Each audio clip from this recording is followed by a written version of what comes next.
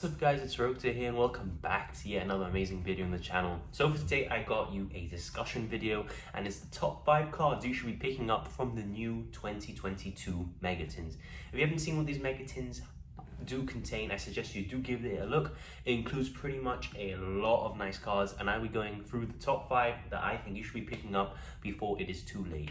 Also, I want to give a shout out to my shorts videos. They are doing very well. Make sure you check it out. We do post a shorts video every single day. So if you like pack openings, make sure you do go over there and leave a comment saying that I sent you. So without any further ado, let's get straight into card number 1.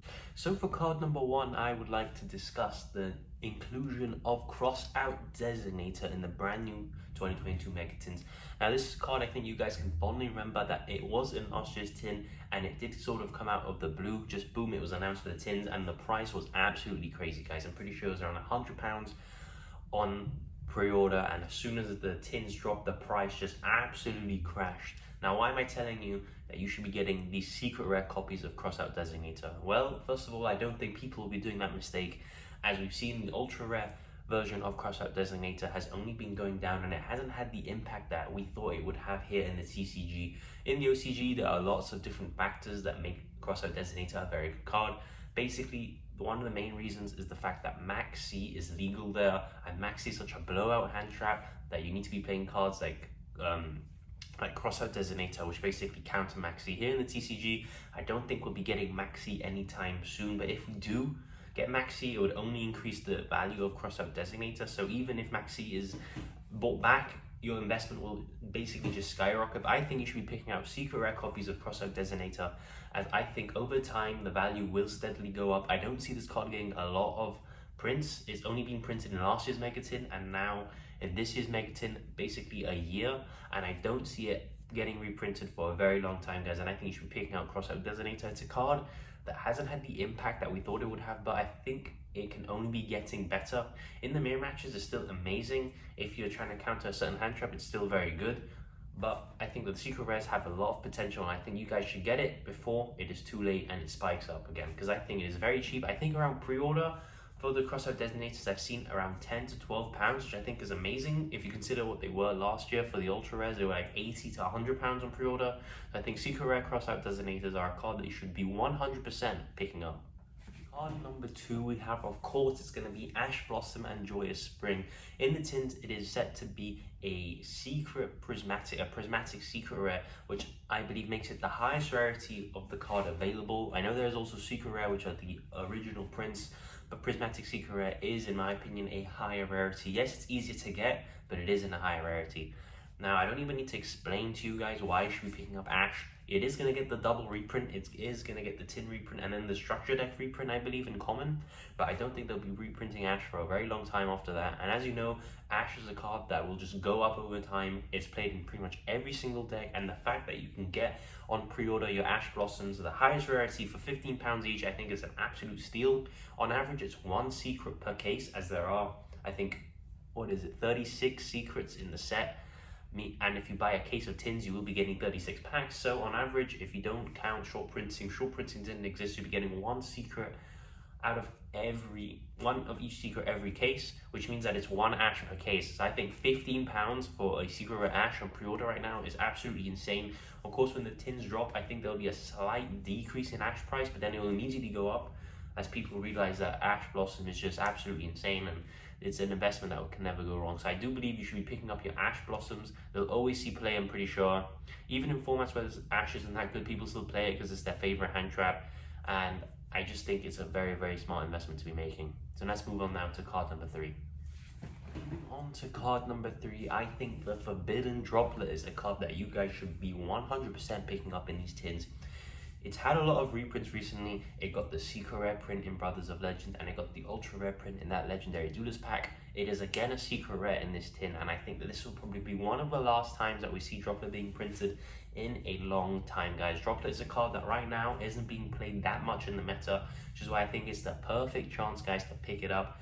It is not that expensive on pre-order, I don't believe, and this is your chance to finally have your Forbidden Droplet that is of a reasonable price. It is also the second highest rarity, as it is prismatic secret rare. Of course, there are the ultimate rares but they haven't really tanked much in value, and I don't think they ever will. It's just a card that was very hard to pull, and it is a very, very good staple card. And as I said before, it is not being played in the format, but there will be a format where Forbidden Droplets is again insane. It is just very versatile, can be used in the damage step, it just can't be responded to, and it's absolutely insane. And I think you guys should 100% be picking up your Forbidden Droplets before it's too late, before people start sniping them up out of the release and through pre-orders, and then you guys are left having to pay a bomb. And of course you need 3, as it is one of those staples, so make sure you get your Forbidden Droplets before it is too late. So for the 4th card I will be discussing is actually in the super rare slot, and it is Book of Lunar Eclipse. Now Lunar Eclipse is a card that debuted as a secret rare in the set Lightning Overdrive. I opened 2 cases in the videos on the channel. I did end up pulling a Starlight Book of Lunar Eclipse, but as you guys know, in the TCG and OCG, it's just a card that hasn't seen any play, to be honest, but I do think it has a little bit of potential. Now, it is a super rare, meaning that you would be able to pick up a playset for really, really dirt cheap, and I think it's one of those cards that if there's ever a need for a card like Book of Lunar Eclipse, the price will just skyrocket. There'll only be this super rare reprint, a secret rare, and then a Starlight rare. So I think Book of Lunar Eclipse is a card that's just best to buy, better to have it, and then you not need it, then need it, and then it's too late and you can't really have it. So Book of Lunar Eclipse I think is a card, maybe if Flunderies become really, really popular, I can see Book of Lunar Eclipse actually being alright. The ability that it can flip down the Barrier Snatcher and flip down like an M-Pen or something, I think that there's some potential there. Of course, I don't think it's quite as good as the Book of Moon, which is just the older version of it, but I do think there is a little space that could potentially be made in a future format where Book of Lunar Eclipse has a little bit of time to shine, and I just think you should be picking up the super rare Book of Lunar Eclipses. They're going to be very, very cheap. There's going to be a lot of people that just, toss them aside, and I think that is your chance to be picking them up. So card number 4, Book of Lunar Eclipse. For the 5th and final card, guys, I know you guys have been waiting, and of course I'm going to be saying you should be definitely getting your Pot of Prosperity reprints, and you absolutely be buying them. Pick up as many as you can, because I think this is a card that will not be seeing a reprint for a very, very long time.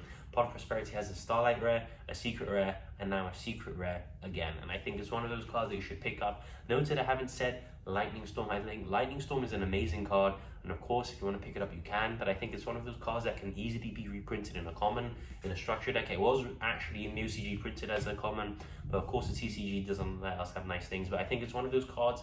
Lightning Storm's been around a lot longer than Pot of Prosperity, so I think it's a card that can easily be reprinted in a common. So I think Pot of Prosperity is a safer investment, and it's also a lot better played in a lot more main decks. I think Lightning Storm is a very good side deck card. The Pot of Prosperity is absolutely insane, and now this is finally a affordable version. I think they're around £20 each. I know it's still quite a bit, but let's be fair and let's think about how the old Pot of Prosperities before the reprint were around £80 to £100 each at its peak. So I think £20 each isn't too bad, and as I said, it's 1 secret per case on average. So I think this is your chance that you should be nabbing them while they're low before everyone gets their copies and then it's too late. So that is card number 5, and it is of course Pot of Prosperity. So that is the end of the video, guys. Those are my top 5 cards that you guys should be picking up from the 2022 Mega Tins. If you enjoy this type of content, make sure you do leave a like and subscribe down below. The support has been very, very amazing recently. We've gotten a bunch of new subscribers, and I just want to welcome you all to the channel. And if you do like this type of content, again, please just leave a like. Also in the comments down below, leave what deck profile you want to see next. I haven't really got one lined up. I am testing quite a few, but if you guys want to see something, I can also make that happen. So without any further ado, I'm Rogues here, and I'll see you all in the next video. It's time! Let's go!